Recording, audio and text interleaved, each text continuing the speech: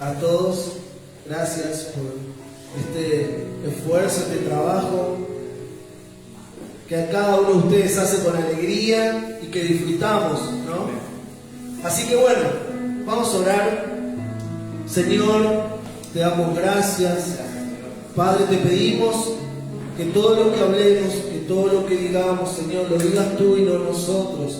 Señor, necesitamos, Padre, urgentemente recibir, Señor, la palabra, recibir la instrucción, recibir el conocimiento y la sabiduría que proviene de ti. Señor, que no tratemos de entender con razonamientos humanos, sino que sea nuestro espíritu, Señor, el que reconozca tu voz, el que te oiga. Señor, que todos podamos tener esa unidad de fe, que todos, Señor, podamos pensar una misma cosa, que todo te glorifica a ti. Señor, te pido en el nombre de Jesús que no tengas en cuenta mi vida, que no sea yo, Señor, hablando, que seas tú. Señor, que no haya tropiezo en mí para hacer lo que tú quieres hacer en esta tarde. Señor, te pido perdón por mis fallas, por mis equivocaciones. Señor, que todo sea por ti, para ti, y que lo hagas vos, porque si no lo haces vos, Señor, en vano trabajamos, en vano hacemos. En el nombre poderoso de Jesús. Amén, amén y amén. Muy bien. ¿Trajeron para anotar? Wow.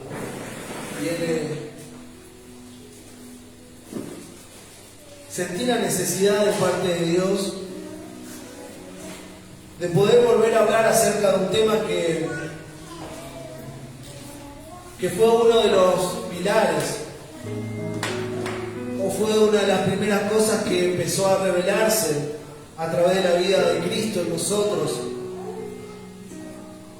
y que fue una búsqueda profunda.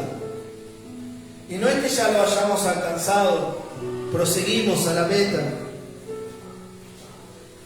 pero vimos tantas veces en nuestras vidas y en la vida de las personas que nos rodeaban, en los jóvenes con los cuales trabajábamos, vimos tantas veces poner un esfuerzo, hacer el mayor de los esfuerzos, querer agradar al Señor, querer ponerse las pilas con Dios.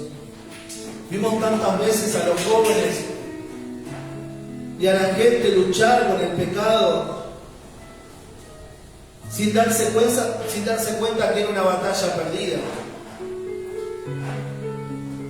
Y cuando empezamos a profundizar en las Escrituras entendimos algo que es fundamental y que realmente clasifica a la iglesia del Señor.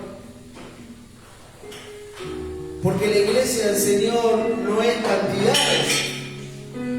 La iglesia del Señor no es cuántas personas haya en las reuniones. La iglesia del Señor, como siempre lo decimos, es una iglesia espiritual y está formado por piedras vivas que están vivos espiritualmente. Por lo cual deberíamos preguntarnos realmente cuántos de los que están en la iglesia del Señor han nacido a una nueva realidad espiritual. Porque como le dijo Jesús a Nicodemo, si no naces de nuevo no podés ver el reino de Dios. Y no solamente en el futuro no podés ver el reino de Dios hoy. Si no naces de nuevo, todo se torna un peso insoportable de llevar. Todo es una presión y una imposición. Y cuando no naces de nuevo a una realidad espiritual, todo lo haces adoctrinado, enseñado, hablas, te movés de acuerdo a lo que fue instalado en tu vida, pero no es una representación espiritual de un nuevo nacimiento. No es la representación de la vida de Cristo en mí como algo que es completamente nuevo. Si nosotros intentamos una y otra vez que las personas hagan un esfuerzo si intentamos una y otra vez que le digan que no al pecado, si intentamos una y otra vez mejorar su realidad, pero no hablamos acerca de lo que significa nacer de nuevo, estaremos poniendo un peso sobre las personas imposible de llevar. Jesús le dijo a los fariseos, dijo, ustedes ponen un peso sobre las personas que no solamente es imposible, ni ustedes están dispuestos a llevarlos. Y esto nos iguala a todos de la misma manera, todos necesitamos nacer de nuevo, porque si no nacemos de nuevo, la realidad espiritual está cegada, cerrada, anulada para nosotros. No importa cuánto hablemos, no importa cuánto profundicemos, no importa cuánto intentemos con el Señor, si no nacemos de nuevo, ese reino no lo podemos ver. Entonces lo que determina si una iglesia es la iglesia de Dios o no, es cuántas personas de los que están en la iglesia han nacido de nuevo.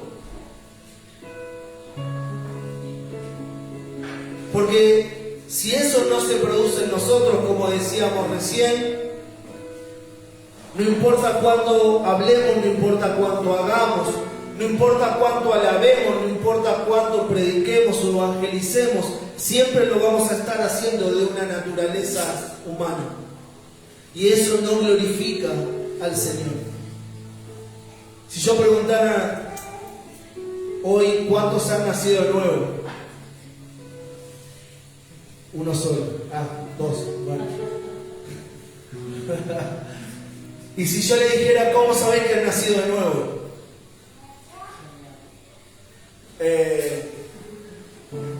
esa es una gran pregunta que continuamente nos hacen, aún personas que no conocemos y nos escriben por las redes sociales.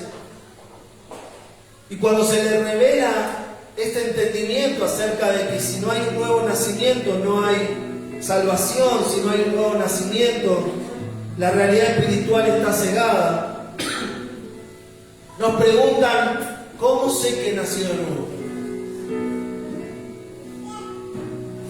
Y eso es lo que vamos a hablar y creemos totalmente necesario. Y no solamente no lo vamos a terminar hoy, van a ser 2 reuniones. Pero hay 3 puntos que quiero profundizar. Primero necesitamos saber cuál es mi condición sin Dios. El segundo punto, cuando nos demos cuenta cuál es esa condición sin Dios, es saber cómo cambio esta condición. Y el tercer punto es cuál es el resultado de esta nueva naturaleza en mí. Yo espero, Dios mediante, que cuando terminemos de hablar acerca de estas cosas, todos puedan claramente decir: he nacido de nuevo por esto, de nuevo por esto. Esta era mi condición sin Dios y esto es a lo cual accedo ahora en esta nueva naturaleza. Bueno, ¿empezamos? Bien. Tenemos 6 horitas por delante. Hoy es larguito. Justo vino hoy que eran 6 horas. Bueno, lamentamos. Lo primero que tenemos que determinar, y sé que algunos ya han escuchado esto, pero no viene mal refrescarlo. Los jueves estamos profundizando en el libro de Apocalipsis. Y uno puede observar claramente, y estamos entendiendo gracias al Señor, cuáles son los hechos venideros y cuáles son los que vamos a estar participando y de los cuales el Señor nos ha librado. Y realmente uno no para de darle gracias al Señor. Pero lo primero que tenemos que entender era cuál es nuestra condición sin Dios. Nosotros fuimos creados ¿para qué? Para la alabanza de la gloria de Dios. Todos tienen que tener claro eso, ¿no? Si viene alguien y le dice ¿por qué fuimos creados para la alabanza de la gloria de Dios. Y todos fuimos creados en Dios y para Dios. Pero Adán y Eva, tomaron la decisión de vivir independientemente de Dios.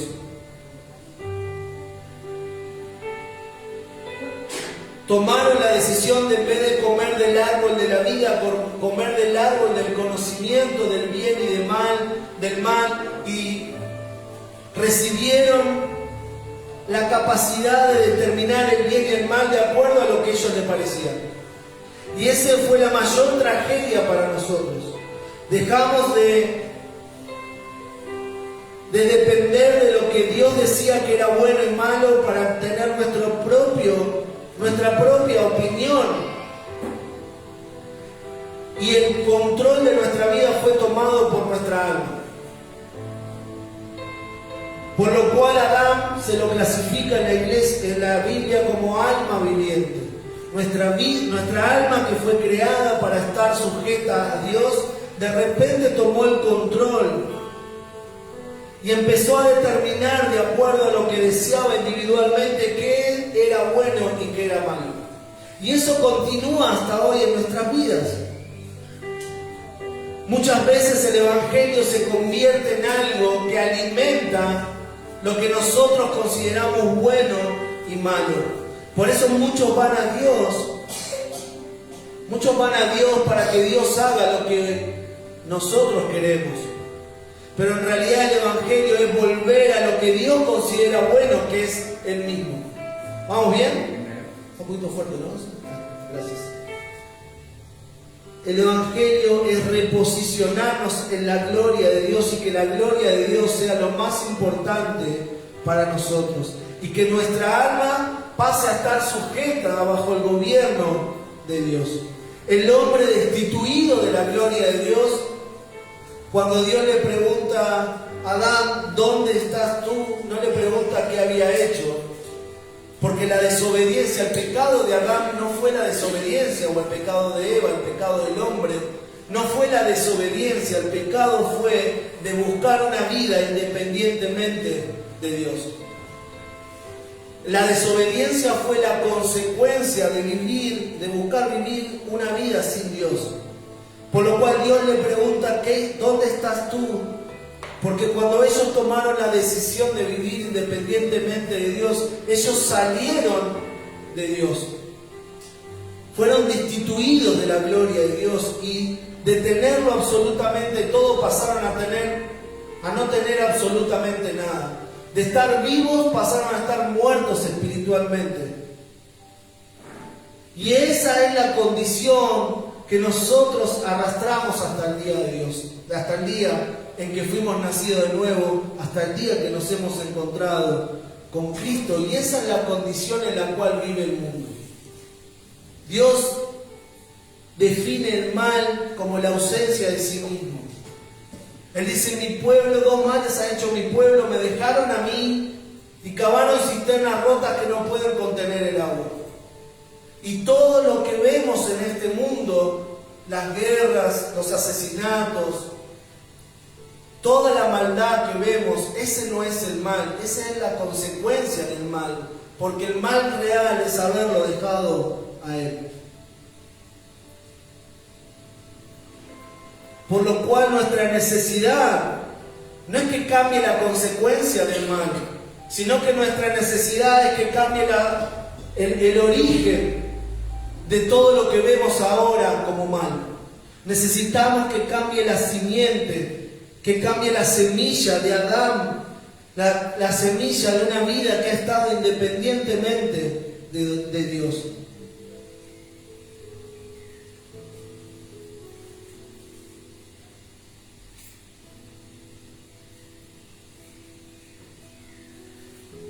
Y el peor enemigo de la necesidad de nacer de nuevo se llama restauración. La iglesia ha hablado durante mucho tiempo y aún hoy habla acerca de lo que es la restauración. Pero la restauración no es algo bíblico. Que yo vaya a Dios para que Dios mejore a Adán es algo que no está en la palabra de Dios. En nuestra educación o en lo que hemos recibido como edificación acerca de lo que es la fe es que yo vaya a Dios para que Dios me dé un mejor carácter, para que Dios me haga, cambie mi forma de hablar, para que Dios me dé cosas que mejoren mi vida, que me ayude a dejar de gritar, que me ayude a dejar de pelear, que me ayude a dejar de mentir, que me ayude a dejar de robar, que me ayude a dejar los vicios, que cambie algo en mí para que yo sea mejor. Y muchos creímos que el nuevo nacimiento o la obra de Dios en nosotros, que es esa restauración, es algo progresivo, ¿no? Hemos entendido que el proceso era que Dios me vaya mejorando o restaurando. Pero eso no tiene nada que ver con lo que dice la palabra de Dios. El nuevo nacimiento ocurre una vez y para siempre. Cuando hablamos de proceso, no es un proceso de restauración, no es un proceso de mejora. Cuando hablamos de proceso, es un proceso de conocimiento. Es un proceso de conocimiento de la que ya nos fue concedido en el nuevo nacimiento. Pero si no hay nuevo nacimiento, en el agua y en el Espíritu, yo no puedo ver el reino de Dios. Por lo tanto, Dios no puede trabajar nada en mí. Porque lo que Dios hace en mí, no lo hace en Miguel. La obra que Dios hace en mí, la hace en Cristo que está en mí. Todo lo que Dios hace, lo hace en su Hijo. Y no hace nada fuera de su Hijo. Por lo tanto, pensar que Dios tiene un proceso individual, en donde nos va mejorando y nos va dando un mejor carácter, nos va dando... ¿Vieron cuando dice no le pidas paciencia a Dios? ¿Cuántos escucharon eso? Es imposible que si ha producido un nuevo nacimiento y ahora la vida de Cristo está en mí, es imposible que no haya paciencia en mi vida, porque la paciencia es un atributo, es una característica de que Cristo está en mí, porque es un fruto, no son muchos frutos.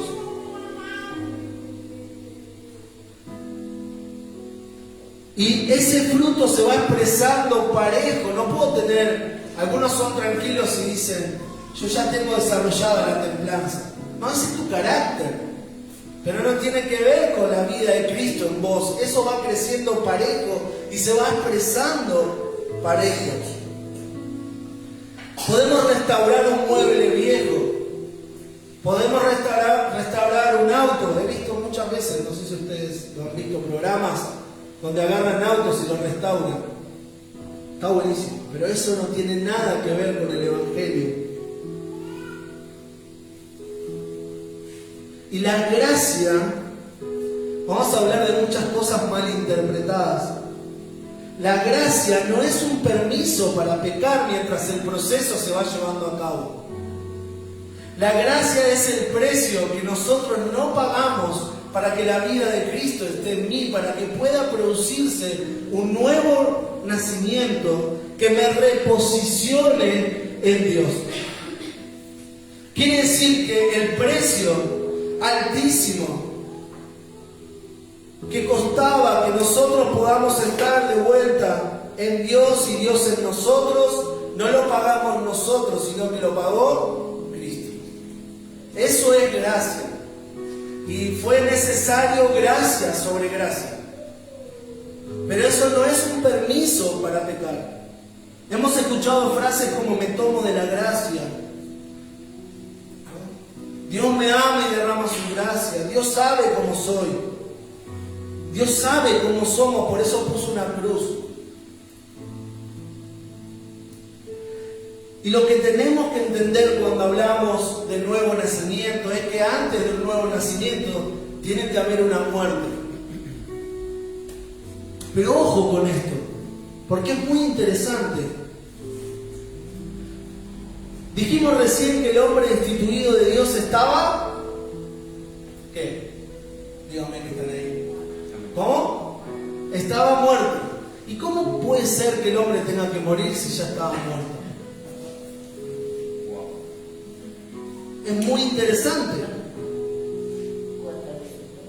Lo que tiene que expresarse o lo que tiene que evidenciarse es su condición.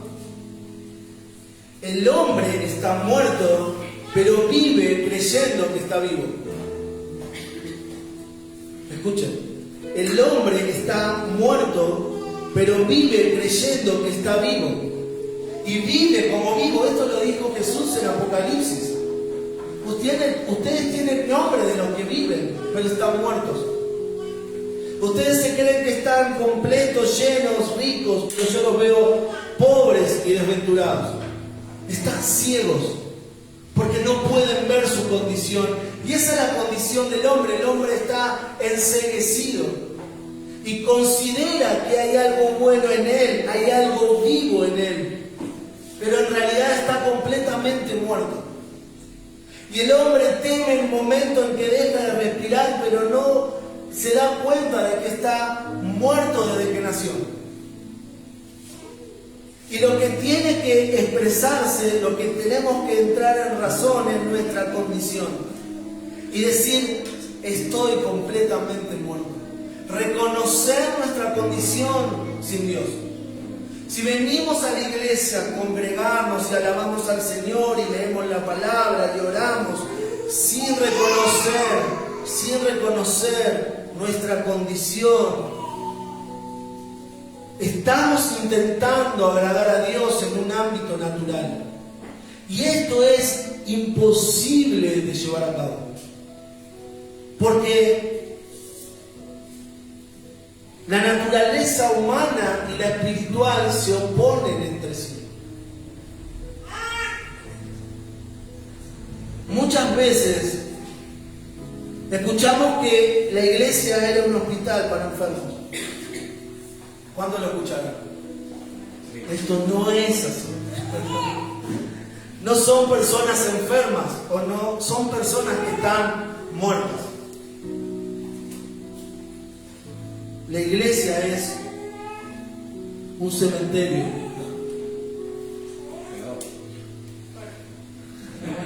Polémica.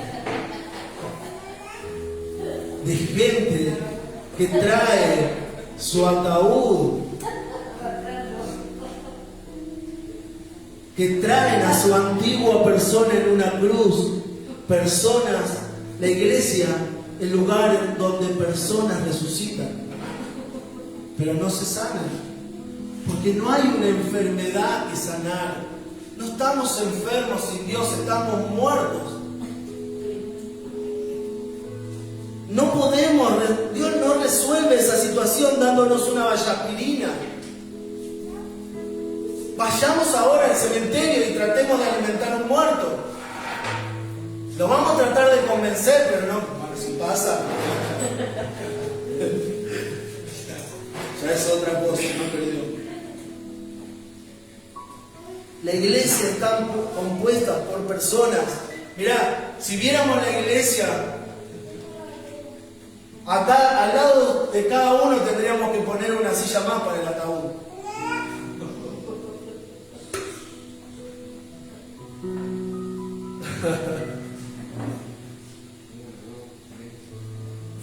¿Por qué muchas veces no entendemos la palabra?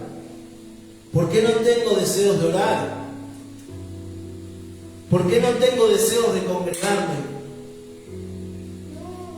Porque no estoy operando en mi nueva naturaleza.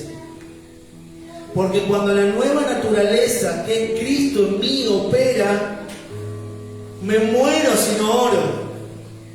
Me muero si no leo la palabra.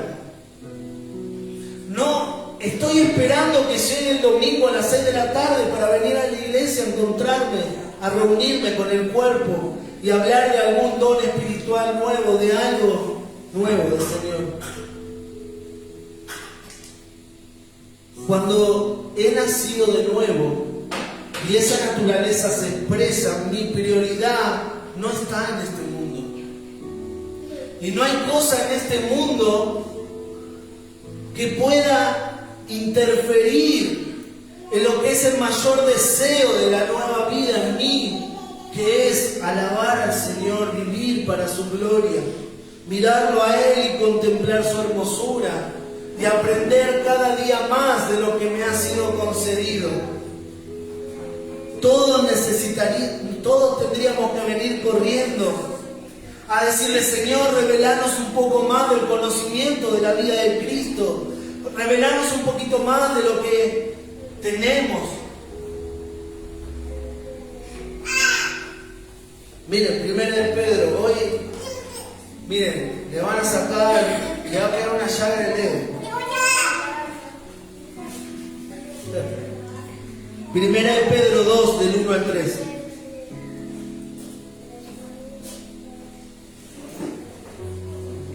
Dice, ¿lo tienen? Desechando pues toda malicia, todo engaño, hipocresía, envidia y todas detracciones, desead como niños recién nacidos la leche espiritual no adulterada, para que por ella crezcáis para salvación, si es que habéis gustado la benignidad del Señor. ¿De dónde viene el deseo por las cosas de Dios? De ser como niños que hemos nacido de nuevo, y el niño que ha nacido de nuevo, ¿qué quiere? Acá hay madres. Quiere, desea la leche no adulterada, la leche que lo alimenta y lo hace crecer. Nunca, y esto es para hacerse una remera, nunca la carne va a desear las cosas de Dios. Si esperamos que nos levantemos y tu carne te diga: qué ganas de orar, que tu carne te diga: es domingo, vamos a la iglesia. No, la carne va a encontrar una y mil excusas y tentaciones mejores que buscar a Dios. No lo intentes, es un fracaso. Está destinado al fracaso. Gálatas 5, 16 y 17. Digo pues, andad por el Espíritu, y no cumpliréis el deseo de la carne, porque el deseo de la carne es contra el Espíritu, y el del Espíritu es contra la carne, pues estos dos se oponen el uno al otro, de manera que no podés hacer lo que deseáis.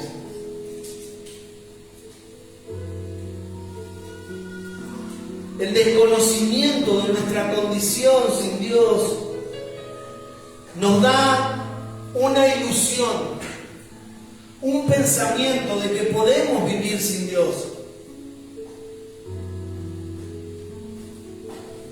Se produce un adormecimiento en nuestra conciencia para que no podamos ver cuál es nuestra condición sin Dios.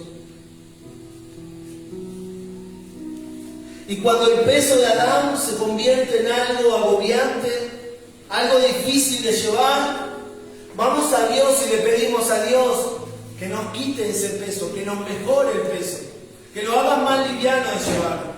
Este Adán me está costando mucho llevarlo. Pablo dice: corramos la carrera con paciencia y despojémonos de ¿qué? Todo peso y todo pecado. El peso es tratar de correr con la dama puesta. Y algunos podrán decir: bueno, mire, pastor, haga una pausa. No soy tan malo. Nunca maté a nadie, soy bastante honrado, miento de vez en cuando.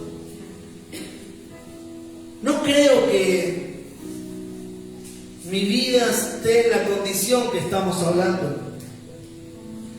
Tal vez hay una parte de mí que no necesitaba ser redimida por Dios. Algo bueno tiene que haber en mí. Algo bueno que Dios pueda usar tiene que haber en mí. De ninguna manera. De ninguna manera. Génesis 6:5.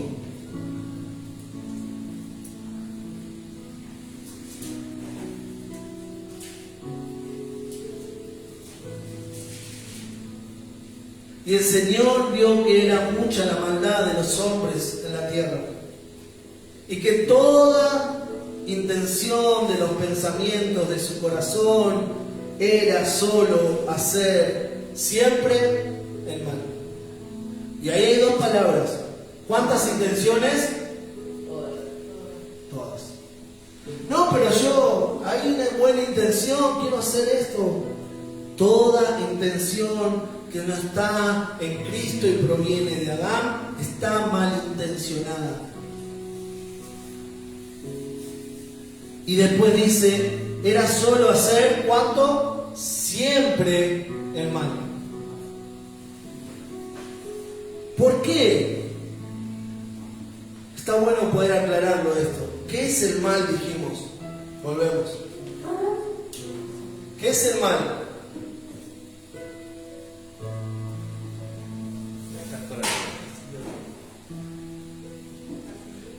El mal es haber abandonado a Dios. Y todo lo que yo haga fuera de Dios, para Dios es mal. No importa si eso es darle todas las cosas a los pobres, poner un comedor, hacer campaña, predicar. Todo lo que yo haga fuera de Dios, para Dios es mal, es pecado.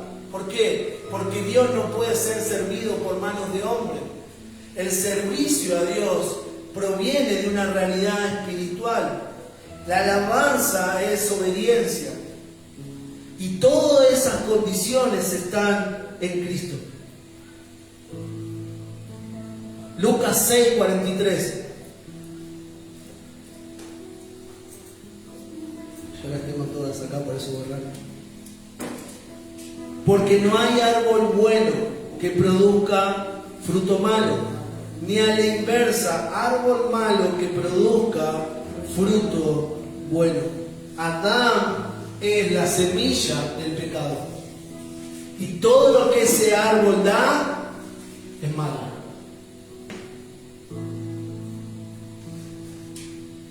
Quiere decir que va a haber gente buena y honesta que se vaya al infierno.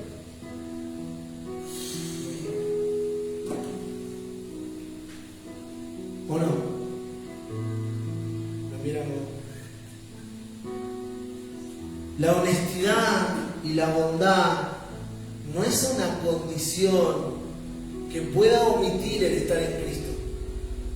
Quiere decir que yo, porque sea honesto o bueno, no quiere decir que no necesito nacer de nuevo. Porque si yo soy honesto y bueno, sin Dios eso es pecado. Se apagó la cuba. Salmos 14, 2 al 3.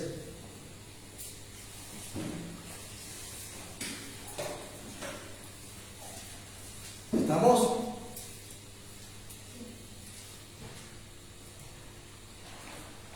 Vamos a ir más rápido, porque en serio vamos a estar 6 horas. El Señor ha mirado desde los cielos sobre los hijos de los hombres para ver si hay alguno que entienda, alguno que busque a Dios. ¿Y qué dice el versículo 3? Todos se han desviado, a una se han corrompido. No hay quien haga el bien, no hay ni siquiera uno. Acá no dice hay algunos honestos, algunos buenos, algunos que amen a sus esposas. Dice no hay ni siquiera uno que haga el bien, porque el bien es Cristo. El bien para Dios es Cristo. Jeremías 17:9. Dice, más engañoso que todo es el corazón. Y, ahí lo estamos viendo. Más engañoso que todo es el corazón. ¿Y qué? Y sin remedio. ¿Quién lo comprenderá? ¿Tiene remedio en nuestro corazón? No. ¿Qué es lo que hace el Señor? me toca mi corazón. ¿Saben lo que hace el Señor? Una operación a corazón abierto. Saca el corazón de piedra y pone un corazón de carne. Ese corazón es el corazón de Cristo en mí. Juan 2, 24, 25. Me encanta esto. Yo leo algunas, porque estoy en la versión de las Américas, si ven alguna diferencia. Pero Jesús, por su parte, no se confiaba de ellos. ¿Por qué?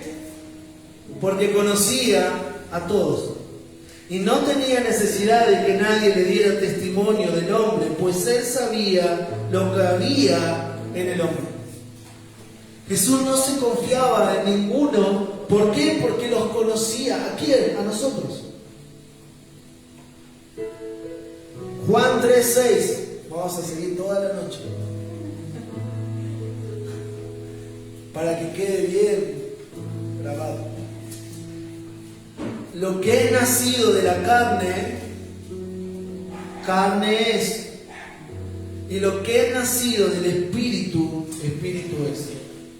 Es simple, pero esto nos tiene que servir para dejar de querer que la carne sea espíritu y que el espíritu sea carne. Eso es imposible. Lo que nació de la carne va a morir como carne, y que lo que nació del espíritu va a continuar como espíritu. Romanos 3, del 9 al 11.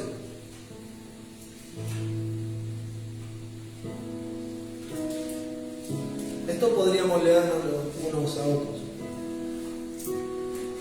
Entonces, ¿qué? ¿Somos nosotros mejores que ellos?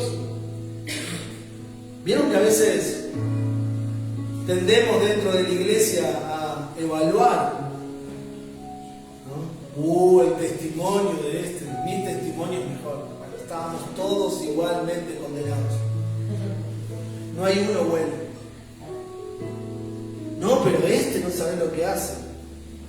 No es lo que hace, es dónde está. Porque aún en Cristo nosotros nos seguimos deslizando y seguimos pecando. Pero lo que cambió fue la naturaleza del pecado en nosotros. Dice, entonces, ¿que somos nosotros mejores que ellos? De ninguna manera. Porque ya hemos denunciado que tanto judíos como griegos están todos bajo pecado. Como está escrito, no hay justo ni aún uno. No hay quien entienda, no hay quien busque a Dios. Y esto siempre ofende un poco. No es la intención, pero varias veces nos han dicho, ¿quiere decir que me estás diciendo que no soy bueno? No, sos igual de malo que yo.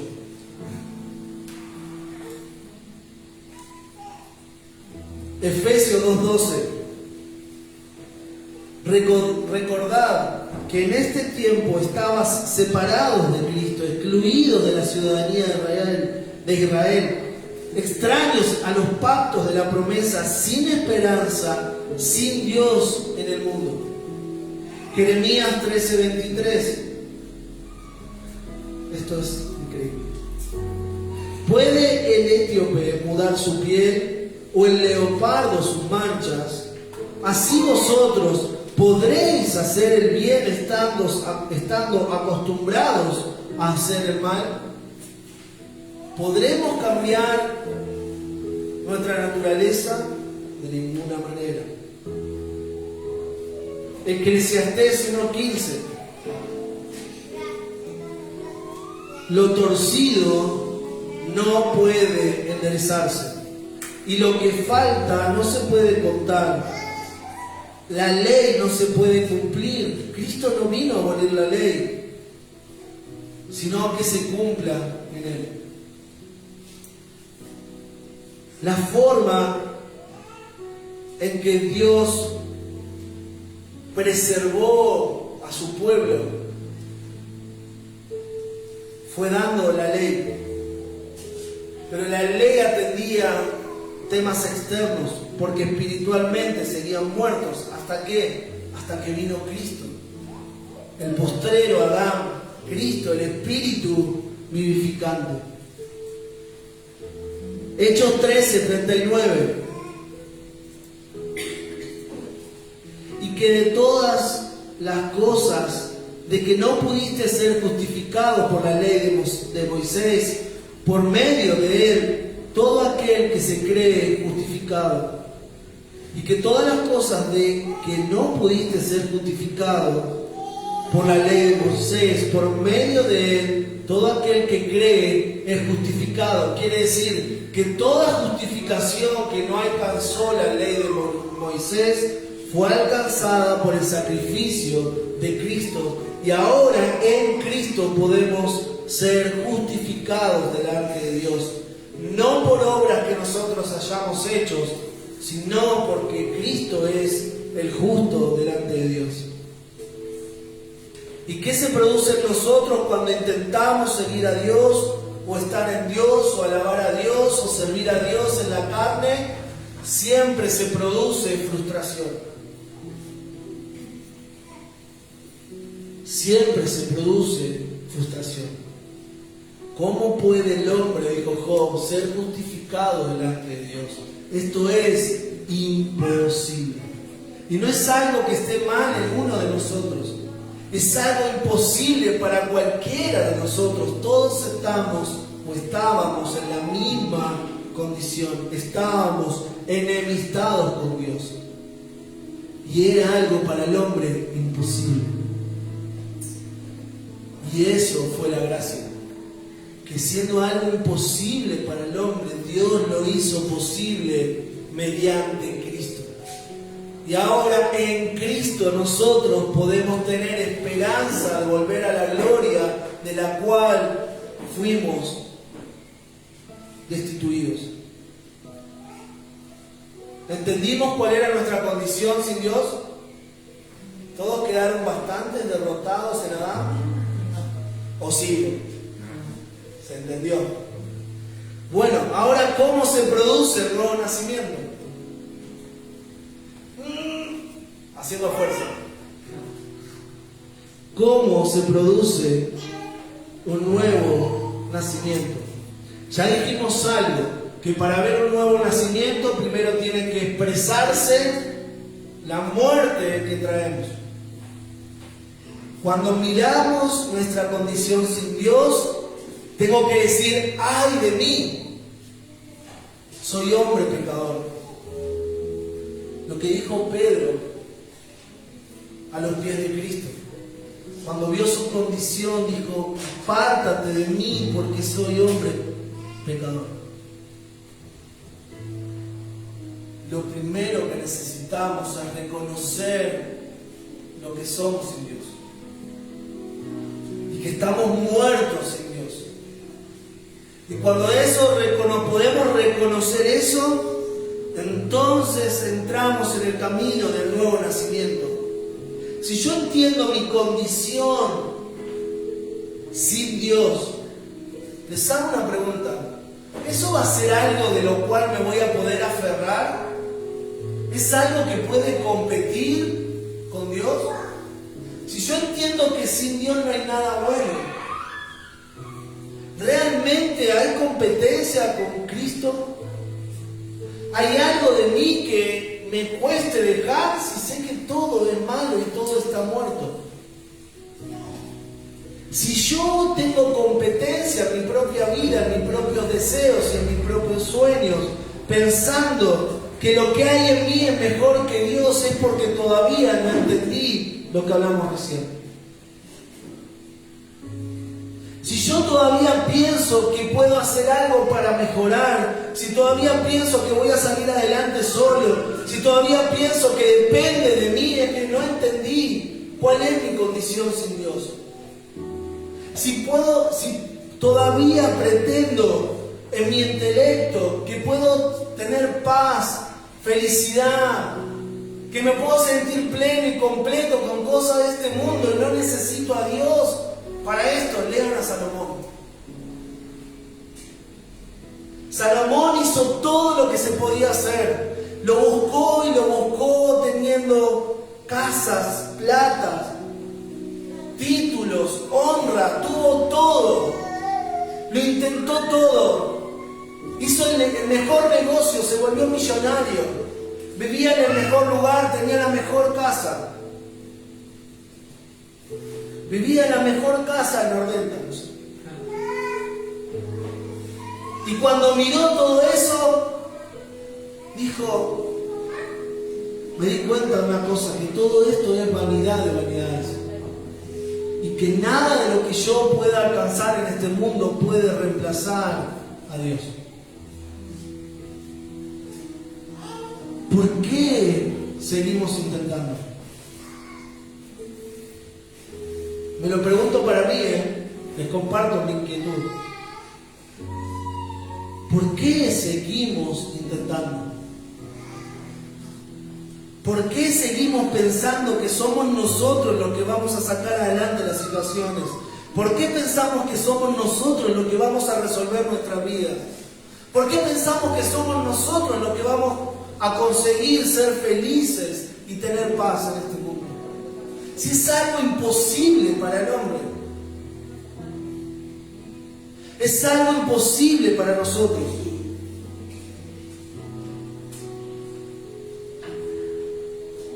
Jesús le habla a Nicodemo en Juan 3, del 1 al 13.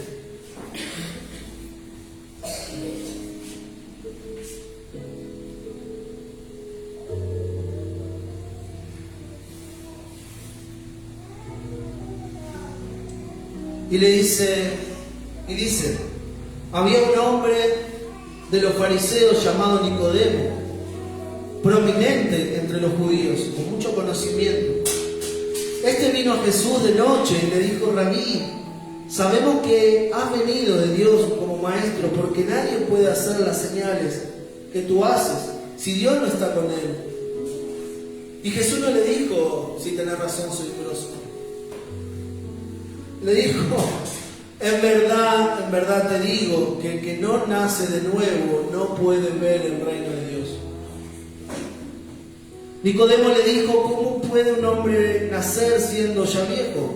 ¿Acaso puede entrar por segunda vez en el vientre de su madre y nacer? Jesús le respondió, en verdad te digo que el que no nace del agua y del Espíritu no puede entrar en el reino de Dios. Lo que es nacido de la carne, carne es, y lo que es nacido del Espíritu, Espíritu es. No te asombres de lo que te haya dicho, os es necesario nacer de nuevo.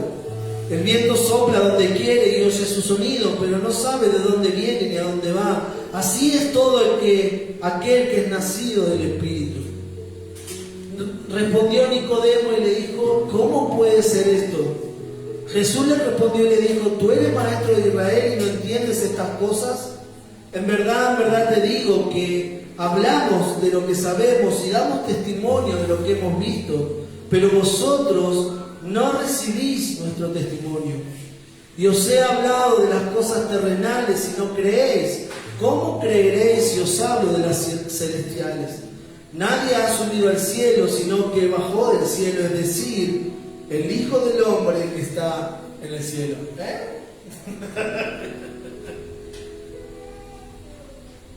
Me imagino pobre Nicodemo, ¿no? Se fue con un dolor de cabeza. Le dijo que tal vez Nicodemo fue a recibir un consejo del predicador del momento. Jesús estaba haciendo señales, sanando gente, hablando como quien predicaba la verdad. Y Nicodemo fue a decirnos, decime algo nuevo. Dame esa nueva unción que tenés. Decime cómo puedo hacer las señales. Porque si ustedes ven la conversación, Nicodemo puso el centro en las señales. Pero Jesús no le habló de eso.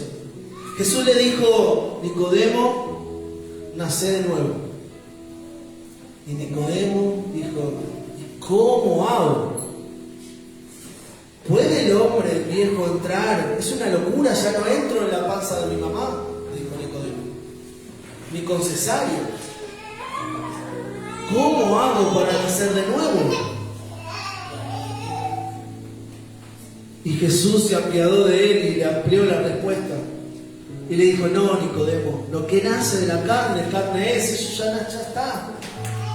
Lo que ahora necesitas es nacer del agua y del Espíritu. Y Nicodemo quedó más confundido que antes.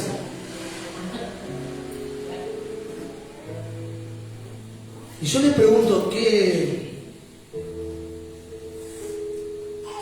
es el bautismo?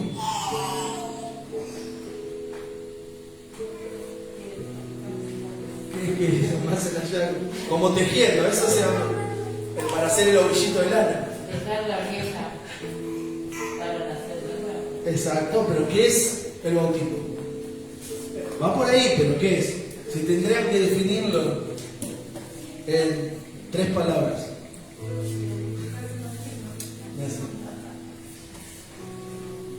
Es cuando viene tu familia y te meten en el agua ahí un rato, 5 minutos, cuando te pones violeta te sacan. Es cuando, esto es buenísimo, si había uno muy pecador, ¿qué hacía? ¿Qué se decía en la iglesia? Dejalo un rato. Y en la familia te decía, dejalo un rato abajo, porque ¿Qué es el bautismo? En 3 palabras. No tengo pizarrón, si no haría tipo el arcado, ¿no? No, son 4. Perdón, eran 4. La sepultura de Adán. Eran 4. La sepultura de Adán. El bautismo es la sepultura de Adán. Romanos 6, 4 al 11. Nunca se queden con lo que le digo, vayan a la escritura. Lo hagamos, dice Adán. Exacto. Por tanto, hemos sido sepultados con Él por medio del bautismo para muerte, a fin de que como Cristo resucitó entre los muertos por la gloria del Padre, así también nosotros andemos en novedad de vida. Porque ya tengo que darle más, ¿no? Sí. Porque si hemos sido unidos a Él en la semejanza de su muerte, ciertamente lo seremos también en la semejanza de su resurrección. Sabiendo esto, que nuestro viejo hombre fue crucificado con Él, para que nuestro cuerpo de pecado fuera destruido, a fin de que ya no seamos esclavos del pecado. Porque el que ha muerto ha sido libertado del pecado, y si hemos muerto con Cristo, creemos que también viviremos con Él, sabiendo que Cristo, habiendo resucitado entre los muertos, no volverá a morir, ya que la muerte no tiene ningún dominio sobre Él. Porque en cuanto Él murió al pecado de una vez para siempre, pero en cuanto vive para Dios.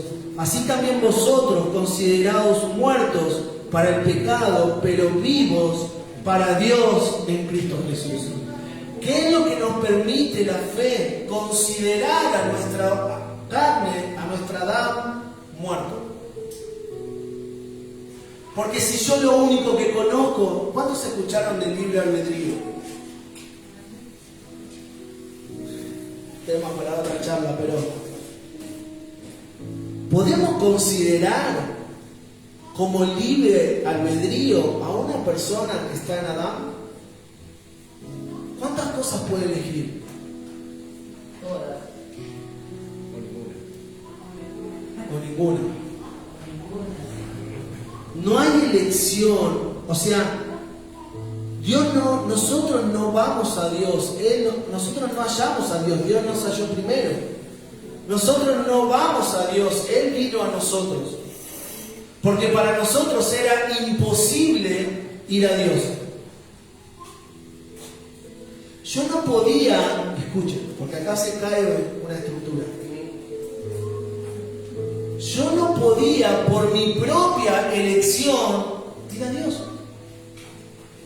¿Alguno podía? Me dudan ahí. ¿Era una posibilidad para el hombre ser justificado ante Dios? ¿Sí o no? Están como quedan así. ¿Viste cuando una mesa tiene 4 ladrillos y le sacas un ladrillo? Queda. ¿Podía el hombre ir a Dios? ¿Podía elegir ir a Dios? ¿Qué pasó? Dios en su misericordia envió a su Hijo para que en su Hijo, por deseo de Dios, no por deseo del hombre, podamos ir a Él. Ahora, una vez instalada la posibilidad, el hombre decide. Pero no era capacidad, no es que un día nos levantamos y dijimos, voy a volver a la gloria de Dios. Me fui. Si Dios no enviaba a su Hijo para nosotros, era algo imposible. ¿Podíamos justificarlo delante de Dios? No. ¿Podíamos estar en paz con Dios? No. ¿Podíamos ser santificados? No. No por condición nuestra. ¿Podíamos por obra alcanzar nuestra salvación? No. ¿Era una condición del hombre? No. ¿Es una condición de quién? De Cristo. Yo no soy santo por condición mía. Yo soy santo porque estoy en el santo. Soy hijo porque estoy en el hijo. Soy justificado porque estoy en el justo. ¿Estamos bien? Bueno. Ahora sacamos los otros 3 ladrillos y se nivela la mesa de vuelta. ¿Qué es? Me miraron como... No pasa nada. Está la escritura. Efesios 2... del 1 al 6. Acá lo dice, miren. Y Él os dio vida a vosotros. ¿Quién le dio la vida a nosotros? Cristo. Que estaban muertos en vuestros delitos y pecados, en los cuales anduvisteis en otro tiempo según la corriente de este mundo, conforme al príncipe de la potestad del aire, el espíritu que ahora opera en los hijos de desobediencia, entre los cuales también todos nosotros en otro tiempo vivíamos en las pasiones de nuestra carne, satisfaciendo los deseos de la carne y de la mente. Éramos por naturaleza hijos de la ira, por lo mismo que los demás. No dice, pero el hombre un día eligió cambiar su condición. ¿Qué dice? Pero Dios, que es rico en misericordia, por causa del gran amor con que nos amó, aun cuando estábamos muertos en nuestros delitos, ¿qué nos dio vida? Nos dio vida juntamente con Cristo. Y con Él nos resucitó, y con Él nos sentó en los lugares celestiales en Cristo Jesús. Romanos 8, del 10 al 13. Y si Cristo está en vosotros, aunque el cuerpo esté muerto a causa del pecado, sin embargo el espíritu está vivo a causa de la justicia. Pero si el espíritu de aquel que resucitó a Jesús, espíritu mayúscula, a Jesús de entre los muertos, habita en vosotros, el mismo que resucitó a Jesús de entre los muertos, también dará vida a nuestros cuerpos mortales por medio de su Espíritu que habita en nosotros. Así que, hermanos, somos deudores, no a la carne, para vivir conforme a la carne, porque si vivís conforme a la carne vas a morir. Pero si por el Espíritu hacéis morir las obras de la carne, viviréis. ¿De quién es la autoría de hacer morir las obras de las carnes? El Espíritu, no de nosotros.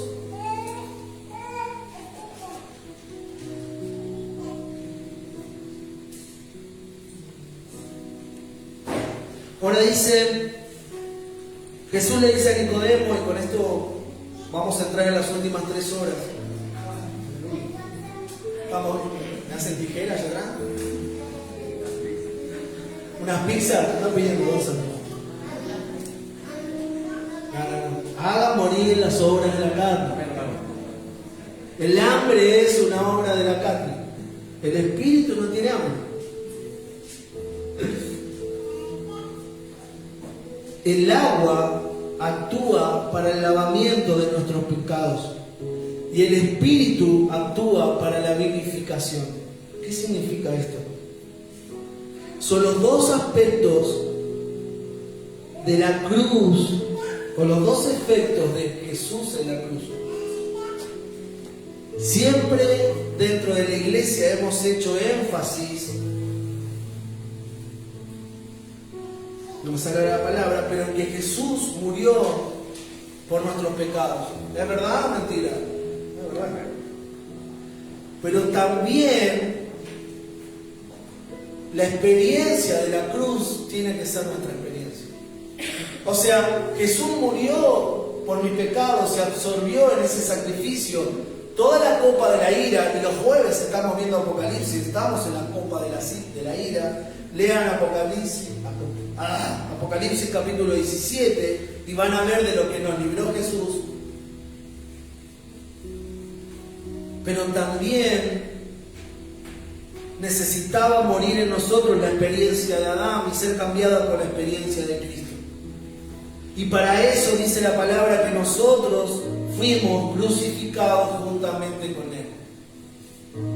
Para que haya un nuevo nacimiento y actúe en nosotros el Espíritu que vivifica. Cristo es Espíritu vivificante.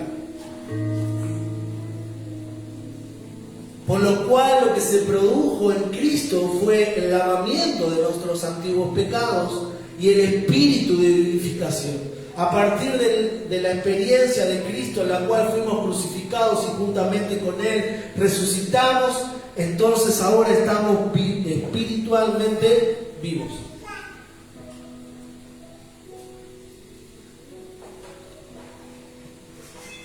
Le dejo algunos versículos. ¿Lo va a leer? ¿Lo van a leer? Si tengo tiempo, que se lo van a leer. Si no tengo nada que hacer para la carne. Ezequiel, ahí viene. Ezequiel 36, 25 al 27.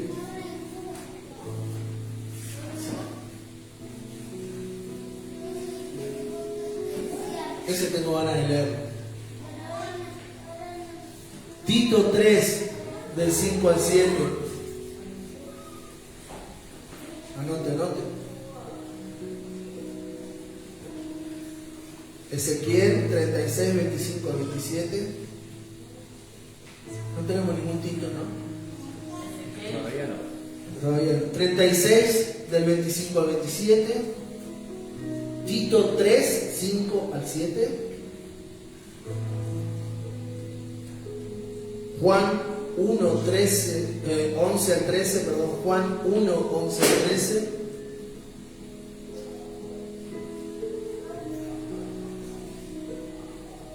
Primera de Corintios 15, 45 y 46.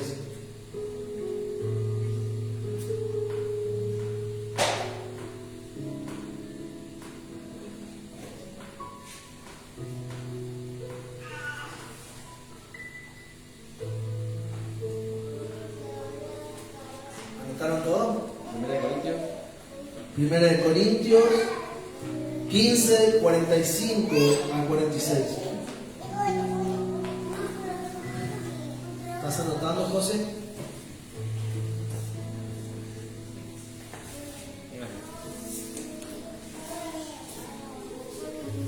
Con esto termino. Número 21 del 4 al 9. Ahora eso lo vamos a leer ahora. Si quieren anótelo, pero... Número 21 del 4 al 9.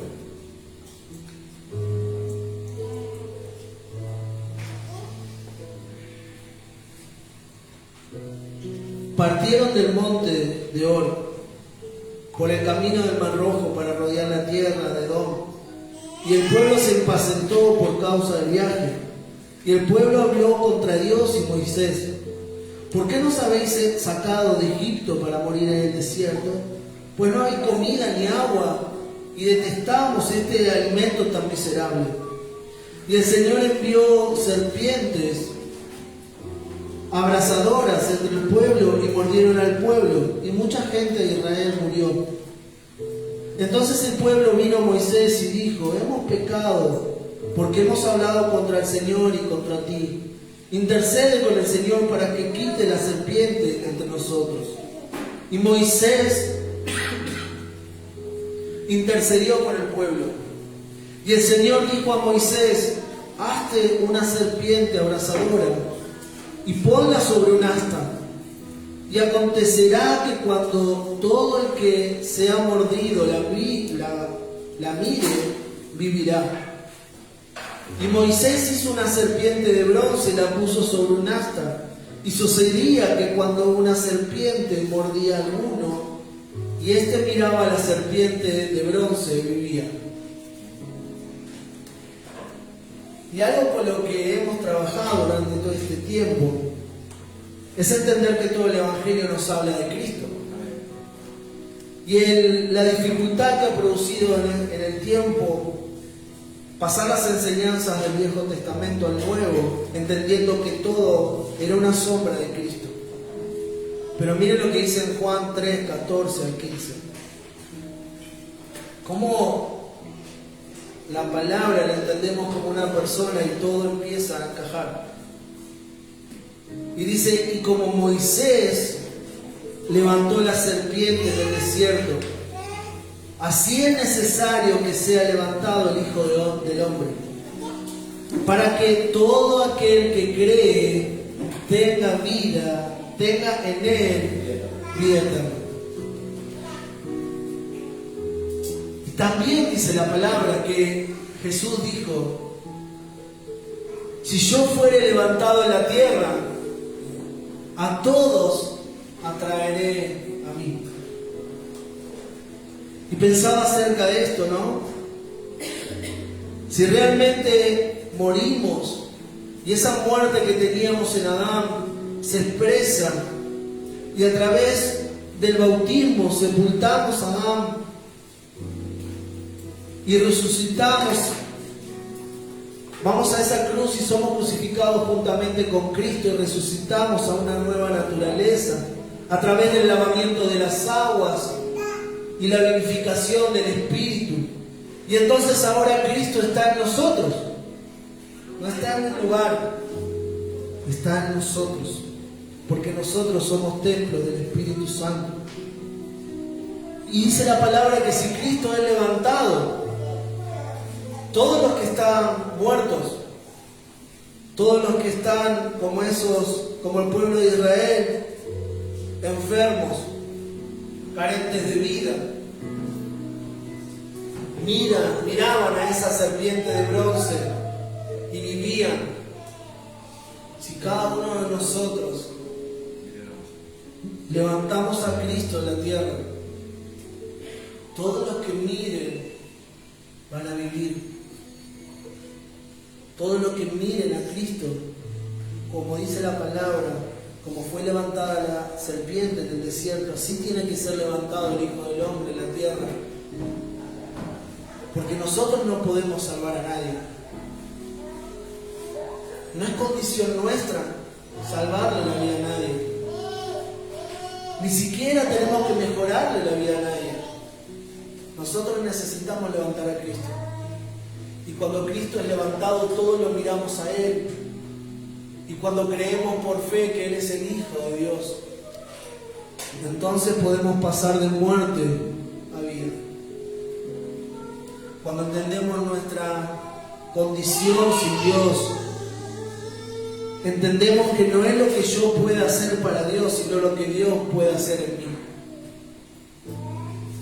No es mi capacidad, es Él en mí. No es que yo sea mejor que otro. Yo tal vez Fui el más malo. Hacía rinraje y todo. Pero todos estábamos igualmente muertos. Y por gracia hoy estamos vivos en Cristo. No es un esfuerzo, no es un peso. Jesús dijo, es ligera mi carga y fácil mi yugo. Es en Cristo. Es en Cristo. Cerrá tus ojos. Sigue el domingo que viene. Capítulo 2. Señor, te damos gracias, Padre, porque estamos entendiendo que cuál era nuestra condición sin ti. Todos estábamos igualmente perdidos, extraviados, y no nos te hallamos nosotros a ti, tú nos hallaste a nosotros. Tú nos buscaste incansablemente, y lo que era imposible para nosotros lo hiciste posible en Cristo. No era nuestra elección, fue tu elección. La ley no alcanzó para justificarnos delante de ti, para reconciliarnos contigo. Es totalmente tu obra en nosotros. Padre, que esto se haga real. Padre, que esto se haga evidente. Y que te muera en nosotros toda intención de capacidad personal. Que nos volvamos totalmente dependientes de ti, Señor. Operamos en una nueva naturaleza y todos los días crucificamos a Adán para ya no vivir nosotros, sino que tú vivas tu vida en mí. En el nombre poderoso de Jesús.